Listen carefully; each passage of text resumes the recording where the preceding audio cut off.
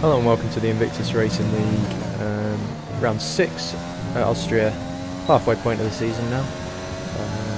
Only 12 rounds here at Invictus, and this is my first qualifying run. Austria, it's a deceptively hard track. Some of the curbs are pretty lethal around here and can spin you off if you're not careful, so yeah, it's going to be a sweaty race. Just keeping it on the track really, but yeah, it's not one of my best, but the pace felt pretty decent, especially in qualifying.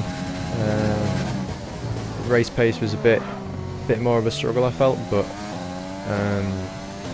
yeah, my best in qualifying was a 1:02.6, which was an okay lap, and this first qualifying run, it was okay, but just not very committed.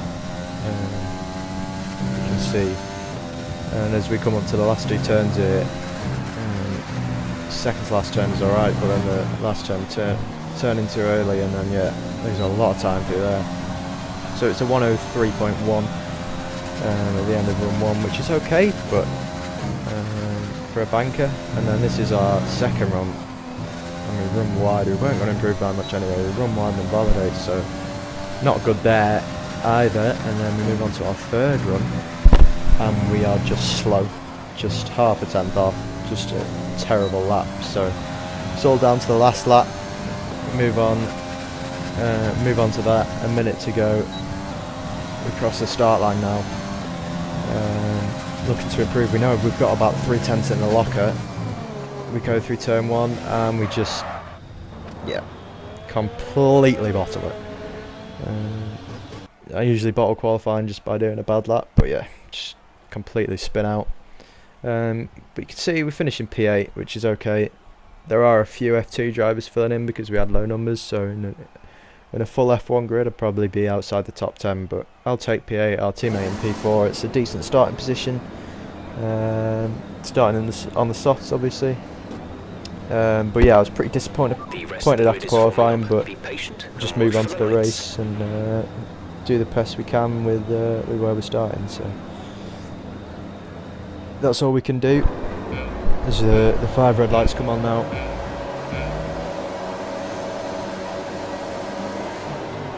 And again, it's an okay getaway. We're not going to try much into turn 1. Just as per usual, stay safe. Foxy dives up our inside and gets, to be fair to him, a very clean and aggressive move done on us. We're alongside the Williams of Limitless. A little bit of wheel banging. We look to go up the inside, but there's a spin up at the front here, and we go very, very slowly through turn 1 because of it, and we lose a position to Finn Marcus. But we're also alongside the Force Racing Point. Almost said Force India. The Racing Point of Humberstone. We don't want to let him pass because he's on the mediums. Finn's also on the mediums, so it's not ideal at all off the start having these two in front of us. As you can see, the McLaren gets spun out on the inside of Stinson, and we managed to get round Humberstone because of that. And the Ferrari also managed to get round him. So yeah, not a good lap 1 so far from 8th to 10th, as we have to slam our brakes on there because of the Renault pitting and the stupid pit entry there is at this track. So yeah, not a good lap 1 really. Although we do actually maintain our P8 because of the 2 spins, but yeah, Finn's in front of us now, and we want to get past him because he's on the mediums, so he should be slower than us. You see, we use a lot of VRS, already down to 40% just on lap 2. Another look at him, but not committed enough on the brakes to get past him. And then you can see here Serrano and the Ferrari right behind us, and we get distracted by Finn making his mistake. We lock up, and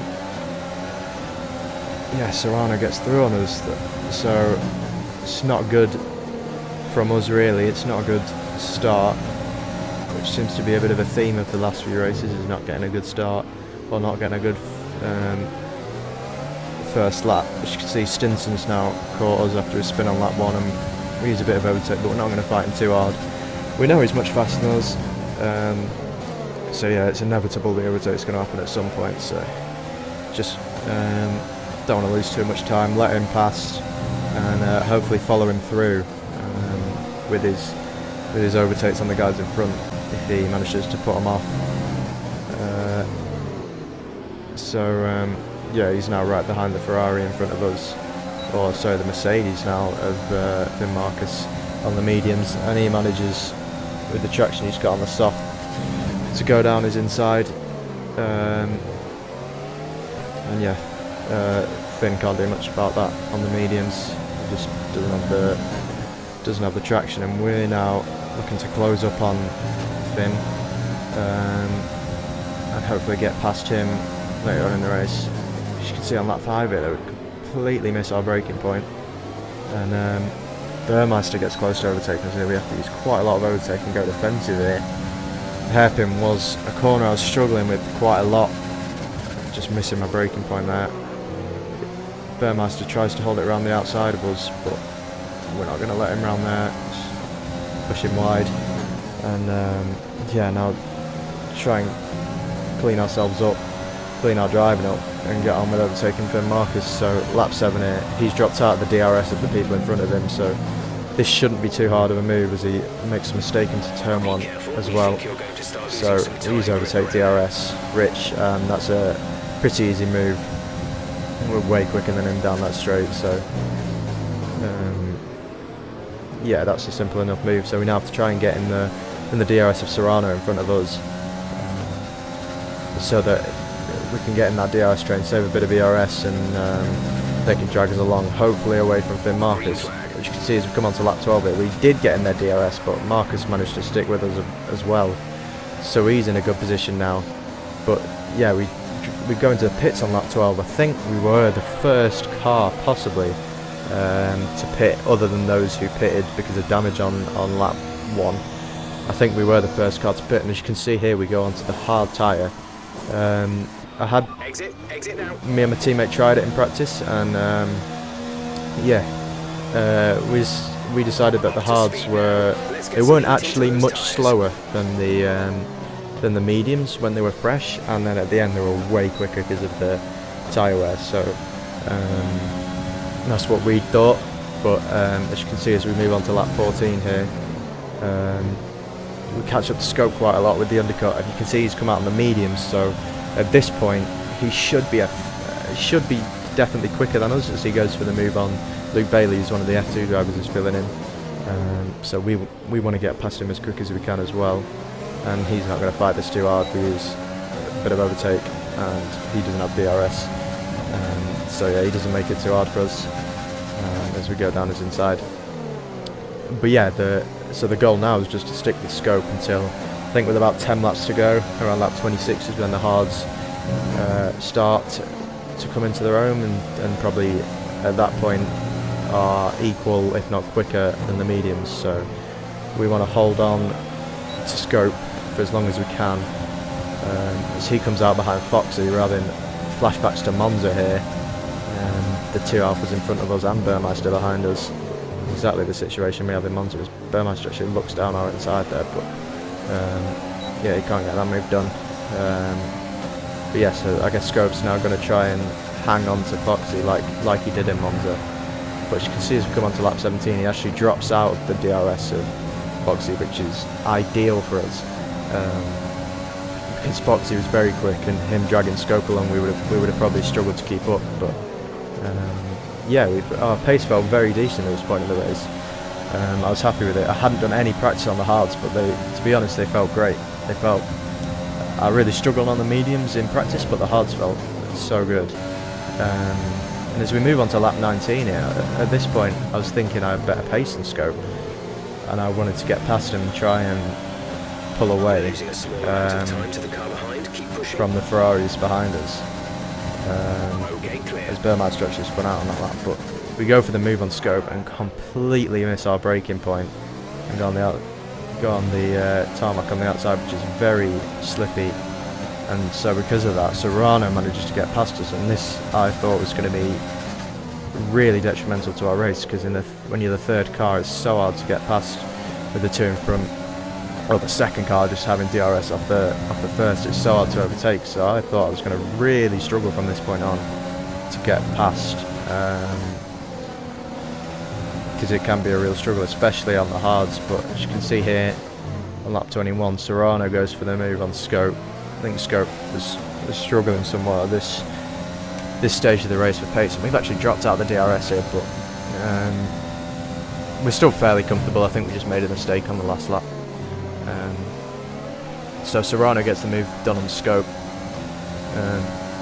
as you can see, but we've still got the issue of getting past Scope and then getting past Serrano later on in the race. So yeah, we've got to get it done as soon as we can. And then as we move on to lap 23, I've managed to close right up to the back of Scope. Although you can see we've got a 3-second penalty now, which isn't good obviously, and Scope doesn't, so we want to get past him and try and pull a 3-second gap. And as you can see there, Finn Marcus behind us is now pitted for the softs. He's just set the fastest lap of the race, so we want to get a car between me and him. And on lap 24, going up the hill, you can see Scopefielder's red light starts flashing, so we know he's low on ERS at this point. So I know that I've got to try and make my move now before he can save any ERS. We've got to get past him so that, one, we can get a car between us and Finn Marcus, who's on the soft, and it's going to be very quick, and two, so that we can then have a chance at attacking Serrano. So as we come on to lap 25, we get a decent exit out of turn 1. We know that Scope's struggling for ERS, so we use a lot of overtake, Rich and the DRS, and down his inside. We've learned from our mistake a few laps ago, and we hit the braking point nicely, and so we're through, and we can now look at chasing Serrano. We've still got to worry about dropping Scope by 3 seconds, but I know that my pace advantage should really come in with the hards, and you can see on lap 29 now we are definitely faster than Serrano. So we go for the move here. Again, it's a pretty simple one with all the... We had plenty of ERS, and with the DRS as well. It's a fairly simple move, and as you can see, the gap to Foxy now is only 1.9 seconds, and I think the biggest it got to was about 3 seconds. So Serrano was closing in a lot on Foxy, and we were faster than Serrano in the last few laps because of the hards. So it looks like we can drop Foxy. He's not got a penalty either, so if we do catch him, we have to drop him by 3 seconds, which is going to be tough, but the pace advantage we have is pretty huge, although Serrano has managed to stay with us. And as you can see, him and Finn Marcus go side by side, and Finn Marcus completely misses his braking point like we did to Scope, and fortunately no contact or anything, but yeah, you can see the gap to Foxy now, 1.6 seconds, so we are closing in. The last few laps weren't great, but we've got 6 laps to really push. I think we had 5 warnings at this point, so we were only 1 warning away from getting a 6-second penalty, so we've still got to be cautious, and but we managed to catch up to Foxy, and we miss our braking point again round there. I think maybe got a little bit scared from the 2 cars going side by side. Yeah, the 2 cars going side by side behind me, but we don't lose a position on that occasion. And then on lap 33 we're close right up to Clifford. We don't have much ERS to play with, but I was surprised here. He doesn't actually fight it too hard, as we use quite a lot of our ERS, drop below 10%. He goes up slightly defensive, but he doesn't fight it all that hard. We just about made the corner with a little lock up, and use our ERS on the exit to make sure that he doesn't get back past us, as he actually goes for a move around the outside on lap 33. But yeah, so now we've got to try and pull a 3-second gap if possible. I think Scope's dropped out of the of the DRS of the Ferrari at the back of this train, so it looks like we're going to get 3 seconds to him. And then we go on to the penultimate lap. We've not managed to pull the gap to Foxy, which is unfortunate. And you can see we've got very little ERS left. And Foxy closing in a lot on the penultimate lap. We go defensive, lock up slightly, but we managed to keep that position. He doesn't push it too hard. You can see through the corners we've got a massive advantage, but in the DRS, on the straight, sorry, with the DRS, he just manages to catch up so much. As you can see here, as we come on to the last lap of the race, we've only got 2% left. He closes right up at the hairpin, and although we get better traction out of here, I assume he just had a lot of ERS left, because you can see at the end of this straight, you can see in the rear view mirror, he closes up a lot. We go defensive again, just in case, and I was surprised with how aggressive he was being, really. We have a 3-second penalty and he doesn't. You can see as we go into the middle sector, he tries it again. But yeah, we wanted to defend, because you never know, he could get a penalty in the last few corners. It is possible, so we wanted to defend just in case.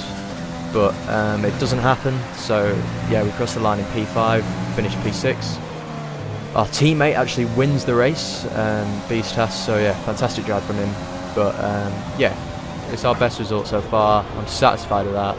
Still not the pace I'd like, but we're getting there. So thank you for watching, and I'll see you in the next one.